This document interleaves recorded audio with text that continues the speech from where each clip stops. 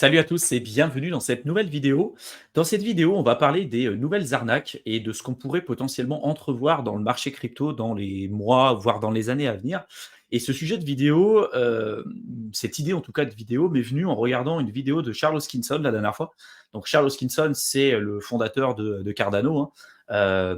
Il parlait en fait de la mutation un petit peu des arnaques qu'on pouvait avoir dans le domaine crypto. C'est-à-dire que les arnaques qu'on avait au tout début, quand lui avait rejoint l'écosystème crypto, je crois que c'était en 2010-2011, et celle qu'on a aujourd'hui, il s'est rendu compte qu'il y avait une maturation en fait de l'écosystème et donc une adaptation des scams à ce nouveau marché. Et il proposait éventuellement une certaine réflexion dessus, de certaines alternatives et une réflexion sur le sujet des scams et de ce à quoi ça pourrait ressembler dans les prochaines années, notamment avec l'arrivée de l'intelligence artificielle et de tout ce qu'on voit en ce moment.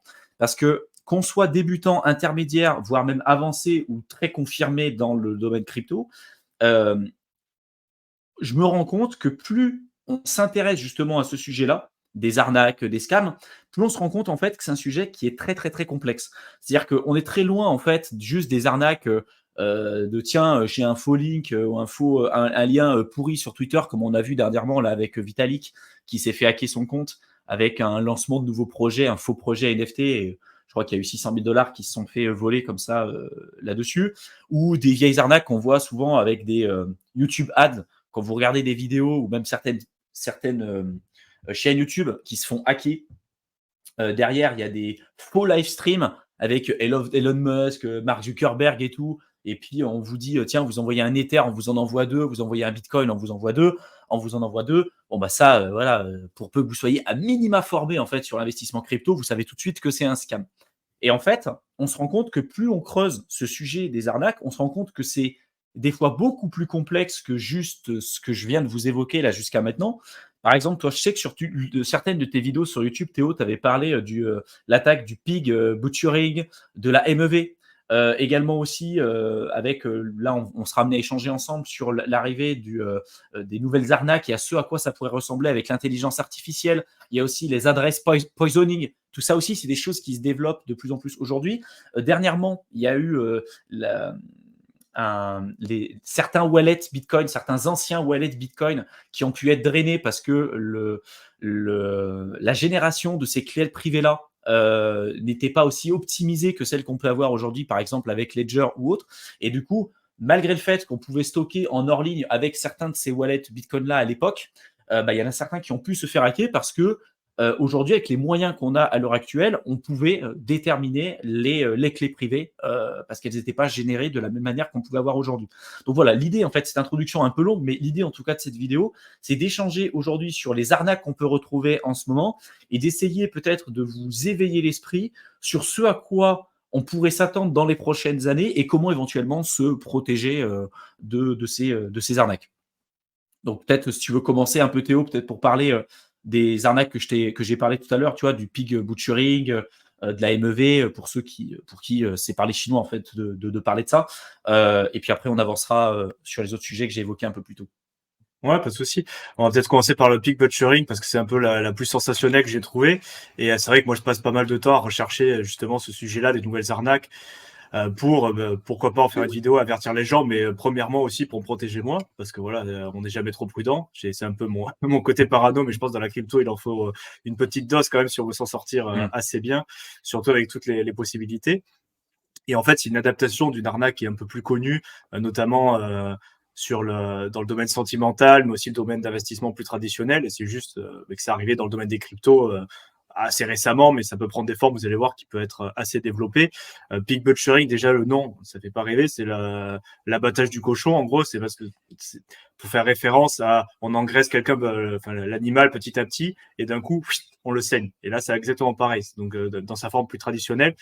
Et sa forme normale, c'est on gagne la confiance petit à petit de quelqu'un, on prend contact, ça peut être par exemple, j'avais vu des SMS, tu vois, mais, comment ça va depuis le temps, ou alors on se retrouve à 18h ce soir, et on lance fait comme des cannes à pêche, on attend que ça morde, tu vois, s'il y a quelqu'un qui répond, on entame une conversation, ah ben vous vous êtes trompé de numéro, ça correspond pas, ah ben je suis désolé et tout, bon, vous allez peut-être discuter un peu, et petit à petit les personnes vont discuter. Dans la forme crypto, c'est plus sur Telegram, ou même voir sur Reddit des commentaires. Pour prendre le cas concret de la crypto, il y a même des gens, ça a été, pour vous dire où ça peut aller, il y en a certains, ils se font passer pour des auditeurs qui travaillent pour des boîtes d'audit privées de crypto, comme il y en existe beaucoup. Et d'ailleurs, il y a des boîtes très sérieuses c'est bien d'avoir ce cycle-là sur certains projets, comme il me semble Donjon pour Ledger qui font des audits, ou Certic. Enfin, il y a des boîtes privées qui sont spécialisées dans l'audit, alors soit des entreprises, soit des smart contracts directement, pour s'assurer que le code est bien fait, qu'il n'y a pas de vulnérabilité majeure. Et du coup, il y a des audits, des rapports d'audit qui sont faits sur certains projets. Et il y a certaines personnes qui disent, moi je suis un auditeur dans certaines boîtes, qui sont en capacité, parce qu'ils ont récupéré par un moyen ou un autre plein de rapports de projets, en disant, ce projet-là, il est valable, il n'y a pas de souci. Et du coup, ils disent, regardez, on discute sur certains projets, moi j'ai audité ça, ça a bien marché et tout.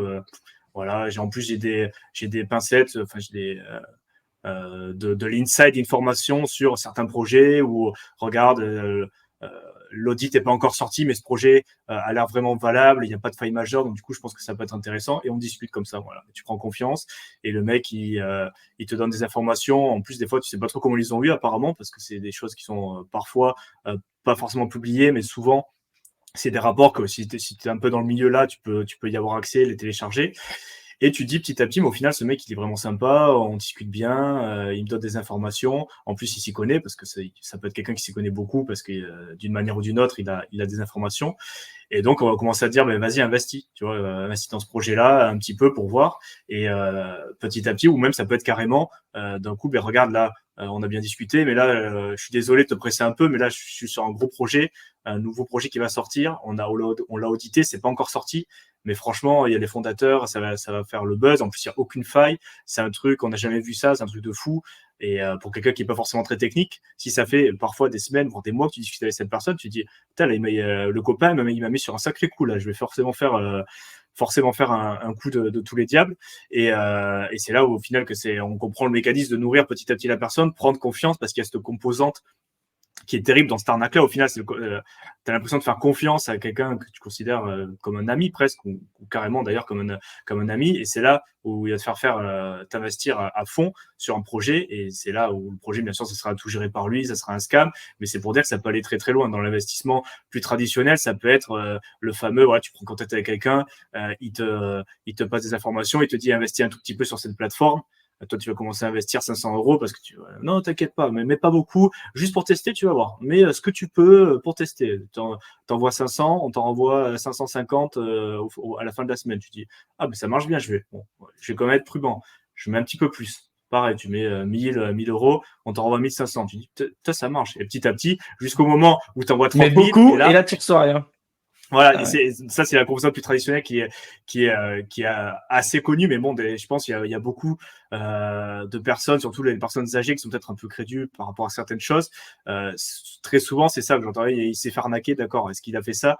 Et c'est cette composante-là qui a eu lieu, en fait, que quelqu'un a contacté une opportunité de trading, une nouvelle plateforme, avec des gains mirobolants, et la personne a investi petit à petit jusqu'à ce qu'il se fasse vider. Donc ça, c'est quand même un peu plus poussé, mais c'est pas forcément quelque chose qui est inconnu. Mais moi, cette composante-là, avec des audits, tu vois, le mec qui gagne confiance, qui te parle sur des forums, et où tu peux discuter pendant très longtemps pour te faire investir sur un projet de cette manière, tu sais, j'avais pas pensé, je savais même pas que ça existait, mais apparemment, c'est des choses qui sont faites. Après, ça demande du coup beaucoup de temps, et je pense que la personne s'assure quand même que tu as quand même des fonds suffisants pour investir de ton niveau de connaissance, parce qu'au final, de discuter avec quelqu'un qui a aussi beaucoup de connaissances en crypto, tu peux être amené à donner des informations sur ton niveau de connaissance, sur ton niveau de fonds, de manière directe ou indirecte. Il y a aussi de l'ingénierie sociale derrière ce truc-là. Et du coup, c'est vraiment cette composante de confiance, et ça peut aller très loin. Et je peux comprendre que sur quelque chose de ce type-là, aussi poussé, même quelqu'un qui a guéri, il peut se laisser avoir. Donc, c'est quand même quelque chose qui est... Voilà. Et après, donc ça, c'est quelque chose qui est dévastateur, parce qu'en plus, non seulement tu as perdu ton argent, mais en plus, c'est quelqu'un qui tu faisais confiance. Donc, quand tu te fais arnaquer, c'est quelqu'un que tu connais pas. Bon, ça fait chier, très clairement. Mais en plus, il y a ce double côté émotionnel, et du coup, c'est quelque chose dont il faut se méfier. Et c'est pour ça, je pense que tu as bien fait de me lancer sur ce sujet-là, parce qu'au moins, je pense, pour ma part, c'est quelque chose que je connaissais pas et qui peut être utile. Et après, il me semble que tu avais parlé de la MEV. Alors, il y a la MEV. Après, il y a plein d'autres scams. On pourra pas tous les revoir dans la vidéo. Il y a le SIM swap. Enfin bref, il y a quand même pas mal de trucs. Je pense peut-être qu'on pourra même le faire en plusieurs parties si on n'a pas le temps de tout voir. Mais j'essaye dans cette vidéo de parler en tout cas peut-être de sujets que les gens qui nous suivent n'ont pas ou très peu entendu parler parce que c'est des trucs qui se développent de plus en plus, qui existent depuis même un certain temps, mais qu'on voit apparaître de plus en plus dans la crypto et sur lequel il faut rester ultra vigilant. Donc on a parlé de l'attaque du pig butchering. Là, on va parler de la MEV et après on passera peut-être sur d'autres trucs.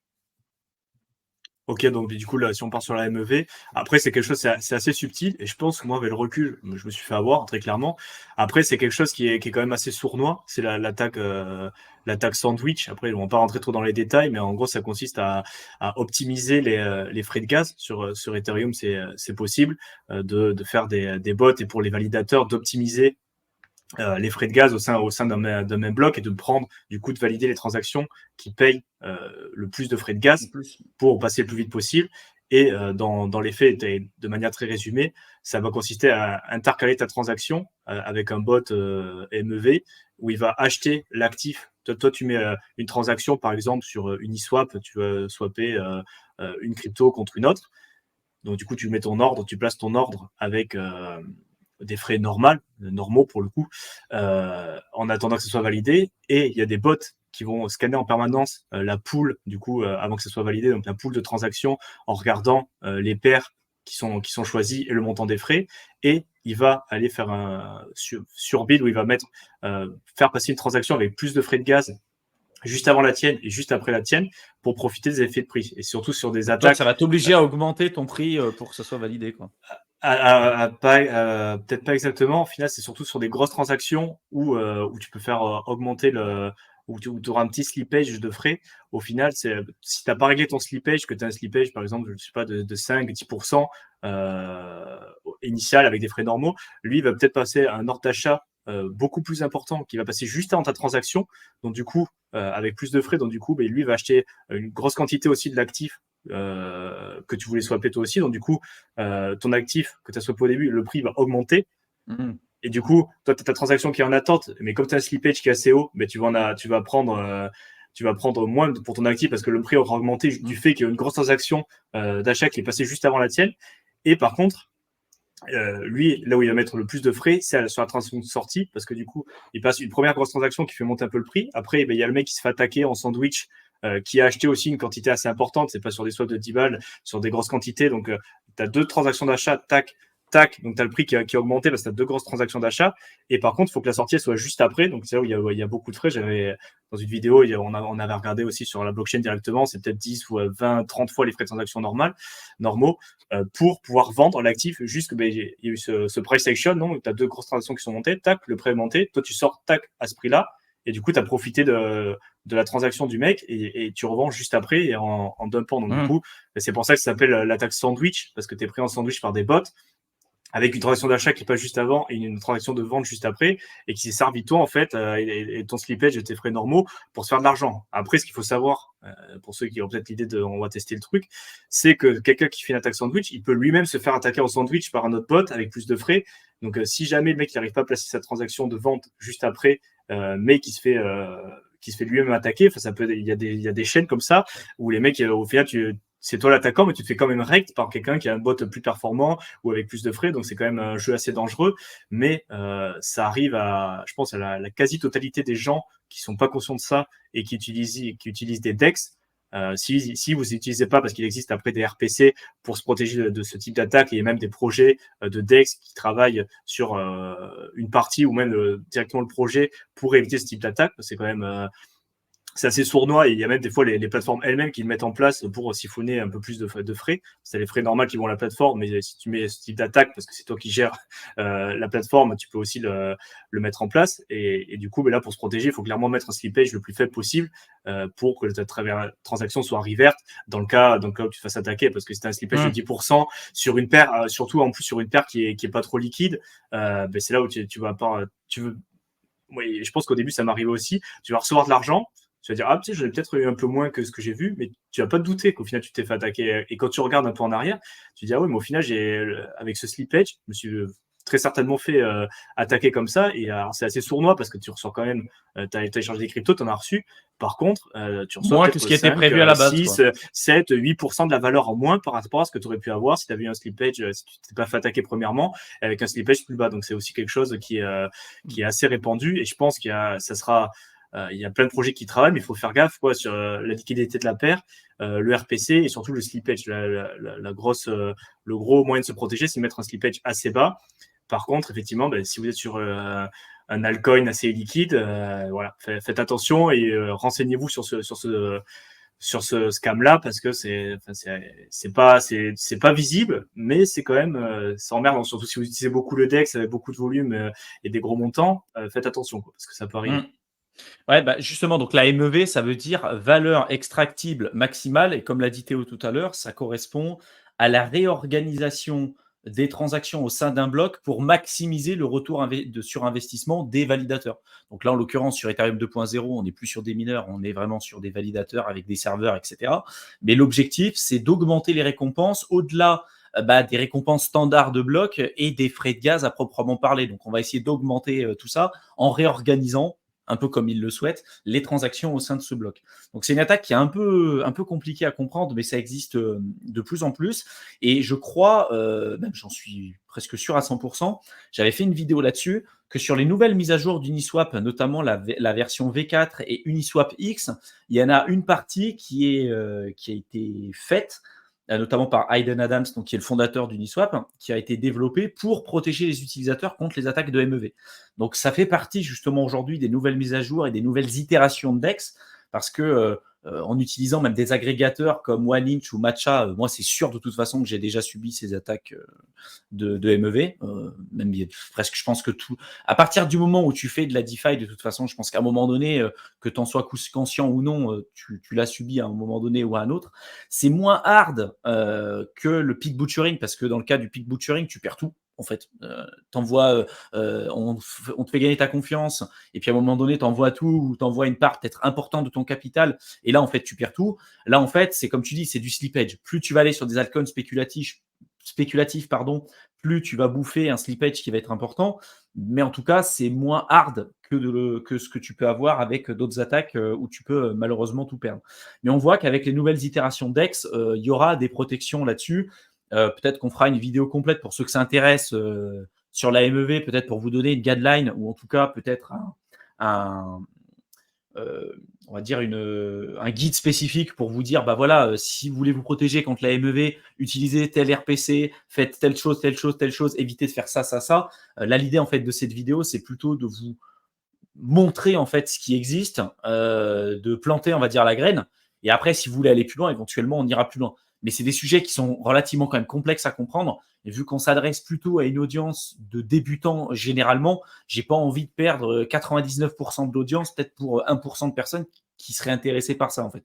Voilà. Donc c'est pour ça qu'on va passer rapidement à la suite. Je sais pas déjà si toi, avant de passer sur les nouvelles formes de scamming, notamment avec celles qui pourraient être générées par l'IA, est-ce que tu as peut-être déjà en tête des nouvelles arnaques que tu as pu creuser dernièrement, sur lesquelles tu étais tombé? Tout à l'heure, j'avais parlé par exemple de l'adresse poisoning. Est-ce que c'était un truc que tu connaissais ou pas du tout? Ou est-ce que tu as peut-être d'autres idées en tête de scams sur lesquels il faut être vigilant, surtout en ce moment, quoi? Après, ouais, c'est surtout les classiques. Après, je pense que c'est bien de les rappeler aussi. Pas forcément l'adresse poisoning, mais bon, on pourra en parler aussi. Mais faire gaffe, cliquer sur les liens, surtout parce que c'est de plus en plus ingénieux. Parce qu'on peut, voilà, tu reçois un mail à moitié écrit en français, bon, avec des fautes d'orthographe de partout. Bon, j'espère que vous faites pas voir par ce type de phishing ou de violink. Mais c'est quand même, ça peut être assez astucieux. Donc surtout, faites très attention au moment de cliquer sur un lien. Dites-vous aussi qu'avec voilà, ce qui parlait, que ce soit sur les réseaux sociaux, que ce soit par mail, ça peut être de plus en plus ingénieux pour vous faire cliquer sur un lien. Donc vérifiez bien toujours l'expéditeur. Et aussi, je voulais faire un point parce que ça c'est assez connu, mais je pense ça peut continuer d'arriver aussi, surtout sur Google, c'est la plaie pour ça.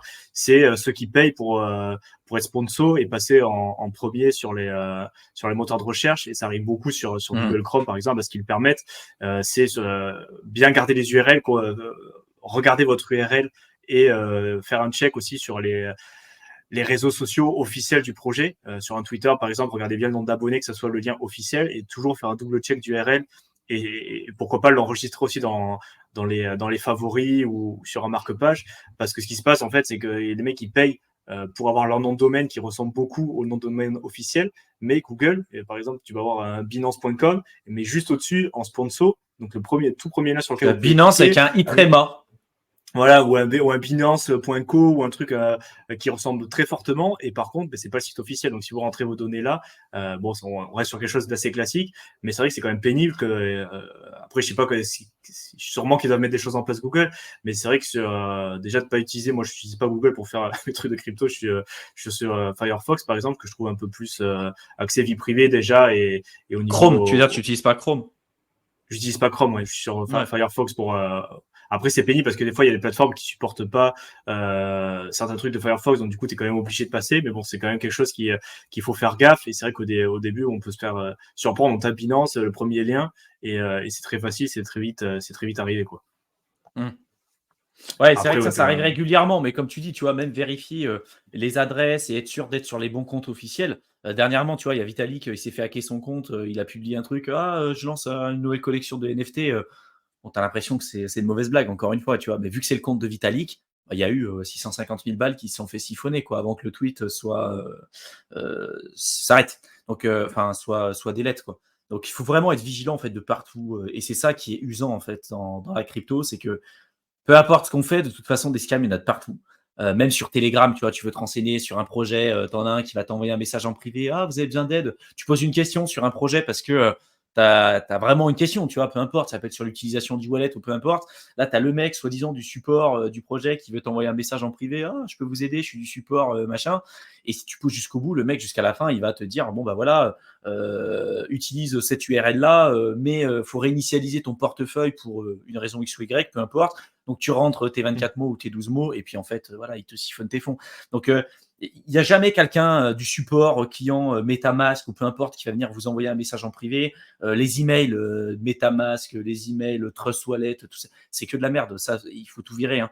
Quand bien même il y aurait à un moment donné un mail qui serait legit, si vous virez tous ces mails-là, de toute façon, s'il y a un truc intéressant, on vous le dira sur la chaîne en fait. Mais vous faites pas avoir. Vous faites pas avoir, il n'y a pas de support MetaMask, il n'y a pas de support Trust Wallet qui va venir vous parler et qui va venir vous solliciter sans que vous-même vous ayez fait la démarche de les solliciter au préalable.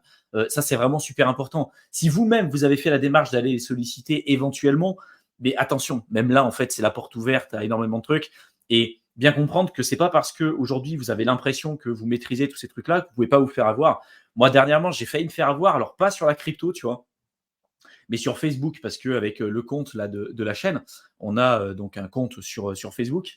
Et à un moment donné, je me suis fait taguer sur une page qui s'appelle Infringement 71.3 Meta, je sais pas trop quoi. Et en fait, tu as l'impression que c'est un bot de Meta qui va venir taguer toutes les pages et tous les comptes en fait qui vont cibler, qui souhaitent attaquer. Mais là, pour le coup, je savais pas que c'était une attaque, sur lesquels ils te disent voilà, votre compte a été suspendu, il sera supprimé dans les 48 heures. Parce que vous respectez pas les guidelines et les règles à la communauté en fait de Meta.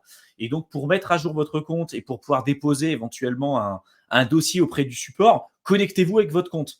Et en fait, vraiment, c'était bien fait. Enfin, franchement, moi, je trouvais que c'était vraiment bien fait. Leur truc, tu avais vraiment l'impression que c'était un bot qui scannait les pages et tout. Et puis, c'est vrai que vu que nous, on est sur un domaine un peu touchy, tu vois, la crypto, tu te poses des questions. Tu dis, bon, bah, ok, je vais aller. Moi, c'était 22h30, 23h. J'avais travaillé toute la journée. J'étais fatigué. J'ai dit, vas-y, je vais faire le truc. Et puis, je rentre le nom de compte. Donc, je clique sur connecter. J'arrive sur une page. J'ai pas vérifié l'URL. Hein. Alors que c'est un truc que je vérifie tout le temps. Hein. Je vérifie pas l'URL. Vraie page Facebook. Nickel, hyper bien fait. Tous les liens en bas pour changer la langue, aucun marchait. Hein. Il n'y avait aucun lien qui marchait à part juste celui pour se connecter. Et tu vois, j'ai pas vérifié. En fait, j'ai pas vérifié de ces trucs-là, alors que d'habitude, je le fais. Simplement parce que je suis dans le rush, parce que je suis fatigué, parce que j'ai envie d'aller me coucher. Vas-y, je clique sur le truc, je rentre le nom de compte, le mot de passe, et là, ça me dit nom de compte et mot de passe incorrect. Je dis putain, c'est pas possible. Normalement, c'est le bon nom de compte. Donc, je réessaye une deuxième fois. Ça marche pas.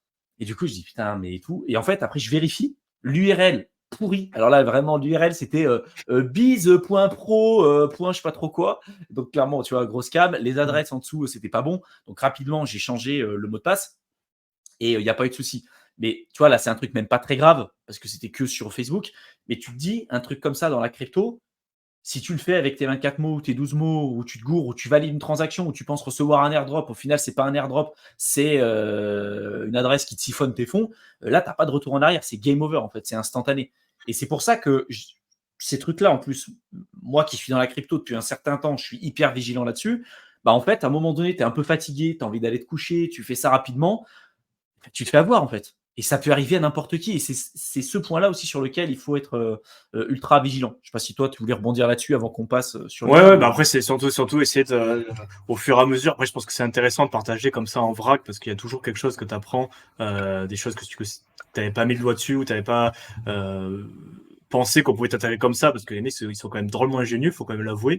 Et surtout, se mettre des garde-fous un peu pour éviter de se faire piéger. On pourra ouais. peut-être en revenir à la fin, mais par exemple, tu vois, moi, ça peut m'arriver aussi d'être fatigué, mais et on l'a évoqué souvent, je fais aucune transaction crypto quand je suis fatigué, tu vois, quand je suis éclaté. Ou quand tu es pressé. Et pourtant, voilà, quand tu es pressé, déjà, c'est toujours sur l'ordinateur, déjà, parce que je pense que sur le portable, tu peux faire des conneries, tu vois pas, les UI sont pas adaptés, donc du coup, c'est pas optimal. Donc, toujours sur ordinateur. Quand tu es fatigué, quand tu es stressé, quand tu es pressé, c'est pas la peine non plus parce que c'est où tu fais des conneries. Et après, savoir aussi tout ce qui est direct message, quand on va être contacté, que ce soit sur Telegram, sur WhatsApp, par mail, jamais répondre. Parce que c'est 100% de chances que ce soit un scam.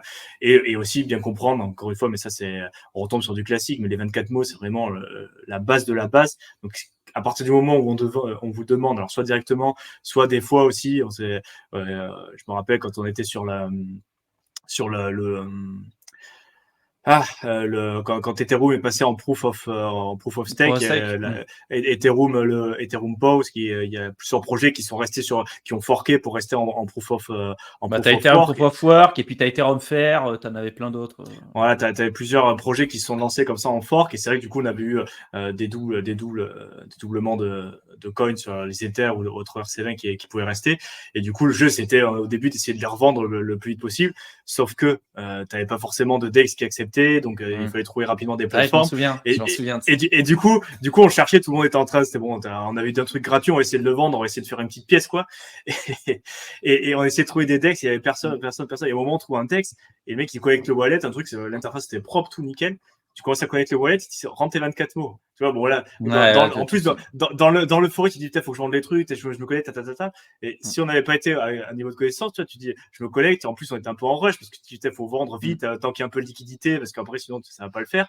Et tu te connectes, tu fais 24 mots, tu fais, ah, les enfoirés, tu vois, ils s'en ouais, profitent c'est que ça. Ouais, tout le monde est en train d'essayer de vendre parce que tu sais qu'il faut aller vite quand même, parce que tu as quand même une histoire de liquidité, tu veux vider la poule rapidement, que ce soit toi qui passe, il faut aller vite. Mais du coup, surtout, encore une fois, composante de rush, d'aller vite sur un truc nouveau où tu dis, il y a moyen de faire l'argent parce que c'est vrai, quand il y a un fork, si tu es dans les premiers à passer, qui aura encore un peu de liquidité, tu peux faire de l'argent facilement, mais faire gaffe parce que tu es pressé. En plus, tu sais qu'il y a moyen de faire de l'argent parce que c'est vrai. Et si tu fais pas gaffe, tu rentres tes 12 mots rapidement ou tes 24 mots. Là, c'était juste 12 mots en plus. Donc voilà, faut faire gaffe parce que là, on aurait très bien pu, voilà, dans l'euphorie, dans le faire, si on l'avait fait peut-être un peu plus tard ou quoi, tu dis 12 mots, et encore une fois, tu te fais avoir bêtement, mais si c'est ton MetaMask principal et que c'est pas en plus un compte que tu as fait juste pour faire ce genre de truc, eh bien, ça aurait pu coûter cher pour pas grand chose au final, parce que le truc, il y avait pas beaucoup d'argent, tu vois, mais ça peut aller très vite, et même pour des personnes, moi, ça faisait quand même 3 ou 4 ans qu'on était dans la crypto, et bon, je me suis pas fait avoir, mais toi, j'ai vu quand même le moment d'arriver, je me dis, ah, mais d'accord, il y a un scam. Bon, tu te fais pas avoir, mais pour des personnes qui sont pas forcément aguerries, tu ouais, c'est peux. clair. En plus, ce truc de pression d'aller vite et tout, voilà. Ça aussi d'ailleurs, quand on te demande d'aller vite, surtout si c'est un support client ou quelqu'un au téléphone, que ce soit en crypto ou pas d'ailleurs, tu vois, il y a toujours cette composante d'aller vite, tu vois. Aller vite, fais ça, sinon ça va te bloquer vite. Quand il y a quelqu'un qui vous presse pour faire quelque chose, il y a 10 chances sur 10 que ce soit un scam. Parce que support client, il vous presse pas. Tu dis, vas-y, fais ça, vite, vite, vite. Il y a ce côté urgence, danger, perte de fonds, vas-y vite. À tous les coups, c'est un scam. Donc, c'est essayer de se mettre des garde-fous comme ça, des choses à pas faire et essayer de respecter au plus possible parce que c'est le jour où tu enfreins ces règles que tu t'es mis toi-même qu'il va t'arriver un truc, quoi. Donc, Et du coup, moi, pour passer un peu là au sujet sur l'IA, ouais. pour parler des nouveaux scams, c'est que en plus d'avoir la casquette investisseur, on a aussi la casquette un peu créateur de contenu. Tu vois, tous les deux, on fait des vidéos sur YouTube depuis maintenant un certain temps. Et on se rend compte que des outils d'IA pour la création de contenu, il y en a de plus en plus. Et je me dis, dans les prochaines années, alors c'est ma conviction que j'ai aujourd'hui, mais qu'on va avoir des nouveaux scams qui vont arriver, pas que dans la crypto, hein, de toute façon, parce que la crypto, on est dedans, donc on parle de ça, mais des arnaques, il y en a bien évidemment de partout. Mais qu'avec l'IA, ça va permettre de lancer une nouvelle itération en fait, des arnaques. Et en l'occurrence, par exemple, aujourd'hui, il y a des plateformes qui vous permettent de nourrir cette IA avec des vidéos que nous, on aurait pu faire, par exemple, enfin qu'on fait. C'est-à-dire que je peux très bien dire, voilà, sur YouTube, depuis le temps que je suis dessus, j'ai déjà publié plus d'un millier de vidéos sur la plateforme. Je peux nourrir l'IA avec mes milliers de vidéos que j'ai publiées déjà sur YouTube. Comme ça, il va comprendre ma manière de parler, ma manière de réfléchir, ma manière de communiquer, mes mimiques, etc., etc., pour après pouvoir lui dire, voilà, maintenant, tu vas me faire un sujet de vidéo sur telle ou telle chose. Et en fait, moi, derrière, c'est pas moi qui vais recréer le contenu, c'est l'IA qui va créer de bout en bout le contenu. Je serai même pas en train d'allumer ma caméra, je serai même pas là en train de parler devant la caméra. Il va imiter ma voix, il va imiter ma manière de parler, comme si là, en fait, la vidéo qu'on est en train de faire, comme si elle était générée à 100% par l'IA. Et pour moi, l'arrivée des nouveaux scams, ça pourrait être ça. Il y en aura bien évidemment plein d'autres. Mais le gros risque que je vois, c'est ça. C'est-à-dire qu'aujourd'hui, des gens que vous pensez même des personnalités connues, hein, tu vois, ça peut être du Elon Musk, ça peut être du Donald Trump, ça peut être ce que vous voulez, ça peut être des gens qui vont être impersonnés par l'IA, avec de la création de contenu et de la fake news, en fait, qui sera vraiment ultra vrai par rapport à ça, et on va avoir tendance à beaucoup plus le croire, parce qu'aujourd'hui, si vous regardez ce qui se passe sur YouTube avec un faux live d'Elon Musk, les faux screens d'Etherscan, en vous disant vous envoyez un Ether, vous en recevez deux, bon bah voilà, à part les crédules, malheureusement, il y a peu de gens qui rentrent dedans. Mais si demain, la chaîne YouTube officielle de la personne se fait hacker, de quelqu'un qui peut avoir énormément d'abonnés, un influenceur, peu importe, et que derrière, la vidéo qui est publiée, c'est lui face à la caméra, mais en fait, c'est pas lui qui a créé la vidéo, ça a été généré à 100% par de l'IA, et il parle d'un scam crypto, etc., là, ça peut faire des très, très gros dommages, surtout si c'est des effets cumulés avec plusieurs chaînes YouTube, et une synergie qui se met ensemble, avec par exemple 10 grosses chaînes YouTube qui se font hacker en même temps, avec 10 grosses vidéos qui se font hacker en même temps. On avait vu ça, tu te souviens, à un moment donné avec Twitter, où il y a eu les gros comptes, genre Obama, Donald Trump et tout, qui ont envoyé il y a un giveaway de Bitcoin et tout. Genre, t'es dans la crypto, tu dis forcément c'est de merde le truc. Mais malgré ça, et il y a eu des centaines de milliers de dollars qui se sont fait siphonner avec ce truc-là, parce qu'ils avaient en fait une audience qui était monstrueuse, ces personnalités. Et je me dis, en fait, avec l'IA, tu peux avoir une personnalisation en fait du message et du contenu, à la fois même sous forme de vidéo, alors que finalement, c'est même pas la personne qu'on va avoir, c'est même pas le vrai humain en fait qui va y avoir derrière. Ça sera l'IA qui va créer tout ça. Et pour moi, ça va ouvrir la possibilité à des, à des grosses sources de problèmes, malheureusement, pour tous ceux qui n'auront pas mis en place un certain nombre de garde-fous. Et quel type de garde-fou mettre par rapport à ce type d'arnaque, c'est pas forcément très simple, a priori en tout cas, de se protéger vis-à-vis de ça aujourd'hui, quoi. Ouais, après, je pense, je sais pas si je l'ai partagé ou je peux le raconter, mais c'est Mais attends, mais pas je vais le quelque chose. partager. Ouais, vas-y, ok. Juste pour vous dire, c'est un article que je me suis rappelé en parlant de ce sujet, pour vous dire que c'est pas non plus un truc complètement hors de propos et que ça s'est déjà passé en 2021. Donc c'était même On pas, voit on mon parlait écran même. là. Ouais, ouais, nickel. Ouais, c'est bon. Donc on parlait même, il y avait même pas encore de ChatGPT ou alors pas en accès au public. Comme tu l'as dit, en ce moment, il y a des outils d'édition de vidéos avec l'IA qui va cloner la voix, la tête. On a des choses, faire des, euh, des traductions de texte vers de l'image, vers de la vidéo, avec une tête, avec une voix qui est de plus en plus réaliste. Alors, pour l'instant, en français, il y a pas, c'est pas très convaincant ce que j'ai pu voir, Non, c'est clair. mais pour l'anglais, ça commence à devenir quelque chose qui commence à devenir préoccupant pour les créateurs de contenu parce que justement, tu sauras pas trop si c'est vrai ou pas. Bon, alors, ça reste, c'est encore pas pour les outils, pour le web, pour ce que j'ai pu voir, qui sont accessibles au grand public, ça reste encore pas hyper convaincant. Mais il y a des arnaques qui ont déjà été faites. Et je me rappelle de ce coup parce que ça avait quand même marqué à l'époque, en 2021, où justement on n'avait pas encore tous ces trucs-là d'IA qui arrivaient, parce que ça fait pas si longtemps que ça qu'on parle d'IA, hein, on va pas se le cacher. Mais il y a quand même des mecs qui ont réussi à voler à une compagnie 35 millions de dollars en clonant la voix de son PDG. Alors, en regardant un petit peu l'article vite fait, ils avaient même piraté la boîte mail. Et en fait, ce qui s'est passé, c'est qu'ils ont appelé une compagnie, la branche qui était à Hong Kong, et ils ont réussi, avec des discours, ou je sais pas comment ils ont récupéré suffisamment de contenu pour entraîner le modèle, mais en fait, ils ont réussi à cloner la voix du directeur de la maison mère, et ils ont réussi, et ils avaient hacké le mail de la compagnie à Hong Kong. Donc du coup, ils ont appelé, ils ont dit la compagnie a besoin de faire une nouvelle acquisition, on a besoin de 35 millions, regarde ta boîte mail, tu as reçu un mail, il y a un avocat et tout, il faut faire le transfert. Et du coup, le mec, il avait au téléphone quelqu'un qui pensait, et qui, avec une voix qu'il connaissait, parce que du coup, c'était son grand patron, le CEO de la maison mère, qui lui disait, vas-y, fais le transfert, t'inquiète pas, c'est un transfert, en plus, regarde, t'as tout par mail, je t'ai envoyé les infos, vas-y, fais le transfert. Et le mec, il a fait le transfert, et c'était une arnaque, c'était une voix qui était clonée, mais c'est pour vous dire que ça peut aller très loin, et c'est pas dans le futur que ça s'est déjà fait. En plus, en 2021, là, on est en 2023, les outils sont en train de se démocratiser avec un accès au grand public de plus en plus important, et pour un coût modeste, hein, on va pas se mentir, hein, il y a des outils pour 50 € par mois. Je pense que tu attends 6 mois et ça pourra te faire un clone de ta tête avec ta voix, tu peux entraîner le modèle. Pour l'instant, c'est plus sur la partie anglophone, mais je pense que dans quelques années, sur la partie français, tu pourras voir la même vidéo que ce que vous voyez vous à l'écran, mais ce sera un truc complètement généré par l'IA, sans personne derrière.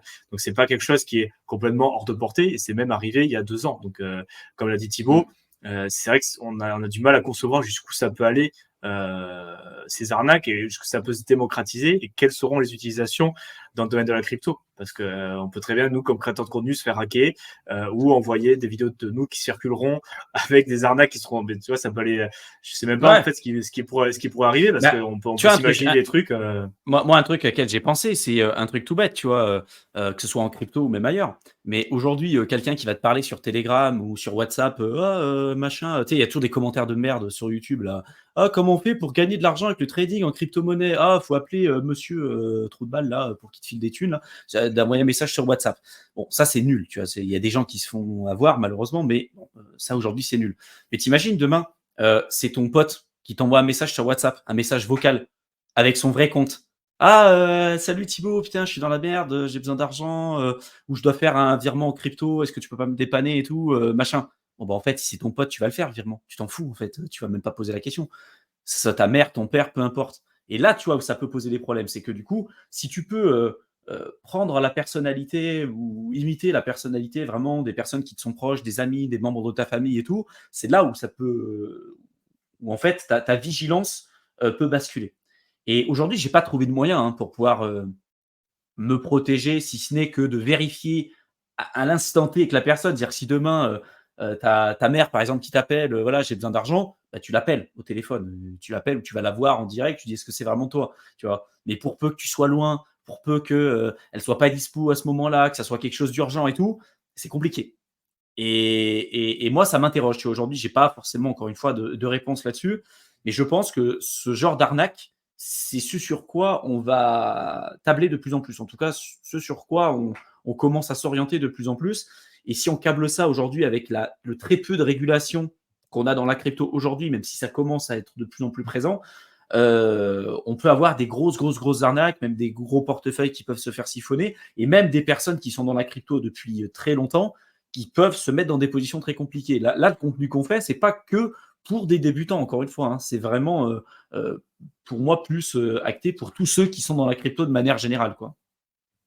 Ouais, bah après, le problème, c'est que jusqu'à présent, bon, on avait appris à se méfier des images, parce que voilà, il y avait Photoshop.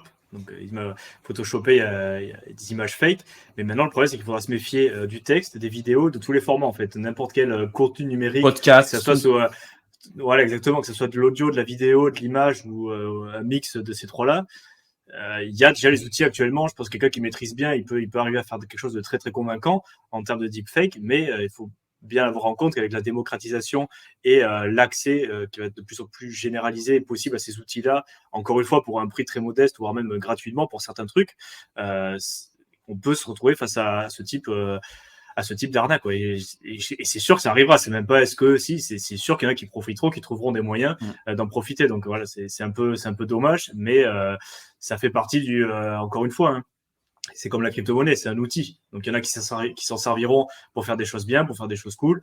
Et puis, il y en a qui s'en serviront pour arnaquer. Donc, comme la crypto, c'est comme l'argent, comme un marteau, comme tout ce que tu veux, c'est un outil. Et il y a des gens bien qui l'utiliseront pour faire des choses bien. Et il y a des gens avec des intentions un peu moins honnêtes qui l'utiliseront pour faire des trucs, pour faire scammer. Donc, voilà, il faudra, encore une fois, garder son niveau de vigilance assez haut. Et voilà, sans être parano non plus, mais un petit peu quand même, quoi. Essayer de penser à quelques scénarios, tu vois. Après, c'est vrai qu'on n'a pas envie non plus de faire peur, parce que c'est vrai qu'il y a des gens qui sont pas non plus dans ce monde-là, ça les repousse un peu, ils se disent, oh là, mais c'est compliqué, je vais me faire arnaquer. Mais je pense que de toute façon, tu ne comprends pas que ce soit. J'ai l'impression qu'à la crypto, on est un peu à l'avant-garde de tout ça, parce qu'au final, comme tu as cet aspect technologique et sécurité qui est primordial, tu es obligé de t'y intéresser si tu veux pas te faire avoir. Mais je pense que de petit à petit, même si tu t'intéresses pas à la crypto, il va falloir quand même que tu t'intéresses un petit peu à ta sécurité en ligne, à ce qui peut t'arriver, parce que ça va être une problématique de demain. Après, c'est pas forcément pas dit Pas que ça que arrive dans à la tout le crypto, monde. ça va aller Exactement, c'est dans ta vie en général que tu vas recevoir des coups de fil, ça sera plus seulement des vieux scams, ça pourrait être élaboré, comme tu l'as dit, ça pourrait être sur des réseaux sociaux, ça pourrait être des comptes où tu as déjà la confiance, ça peut être voilà, n'importe quoi. Donc, il faudra se renseigner un petit peu pour éviter de se faire avoir. Après, c'est surtout de la vigilance et du bon sens aussi. Tu vois, si quelqu'un qui t'a jamais demandé de l'argent ou que tu sais qu'il a une situation financière assez stable, il commence à dire vite, j'ai besoin de ça et tout. Comme tu l'as dit, essayer de se poser des questions, essayer de toujours double-check l'information. Comme on l'a dit pour l'URL, regarder les réseaux sociaux, et ça sera un peu avoir un comportement un peu d'hygiène, donc de faire attention à ce qu'on fait, confirmer avec la personne, mettre en place certaines choses avec des personnes qui sont peut-être un peu plus sensibles, parce que tu sais que tu as déjà parlé d'argent, ou tu sais que il y a peut-être moyen que le vecteur d'attaque soit plus axé sur ces personnes-là. Mettre en place des choses, je sais pas, mais bon, il faudra s'en méfier dans tous les cas. Et c'est vrai qu'on a un peu de mal, vous l'aurez compris, à décrire quelle forme ça pourra prendre, mais anticiper pour commencer à réfléchir petit à petit à ce qu'on pourrait mettre en place pour éviter ça. Ouais. C'est clair. Bon, je pense que la vidéo, de toute façon, elle est déjà bien trop longue là. On va arrêter là-dessus. Si vous souhaitez qu'on fasse une partie 2 sur ce genre de contenu, qu'on parle des nouveaux scams, qu'on continue peut-être cet échange, parce qu'on pourrait encore continuer pendant 1 h 30 avec Théo, n'hésitez pas. Vous nous mettez votre retour là dans la section commentaires. Je vous mets plusieurs liens importants dans la description de la vidéo. Premier lien, c'est vers la chaîne de Théo, Aventure Crypto. N'hésitez pas à vous abonner. Je vous mets le lien vers ma seconde chaîne, Éternel étudiant, dans lequel je parle de tout ce qui touche de près ou de loin les concepts d'indépendance et de liberté financière. Donc pareil, si c'est des sujets qui vous intéressent, n'hésitez pas à vous abonner. Et également, pour tous ceux qui veulent profiter de cette période-là pour pouvoir se former, avec Mickaël, on vous a préparé un contenu de plusieurs heures que vous pouvez rejoindre gratuitement. Donc n'hésitez pas. Vous avez les liens dans la barre d'infos. On vous souhaite une excellente fin de soirée et on vous retrouve dans une prochaine vidéo. À bientôt.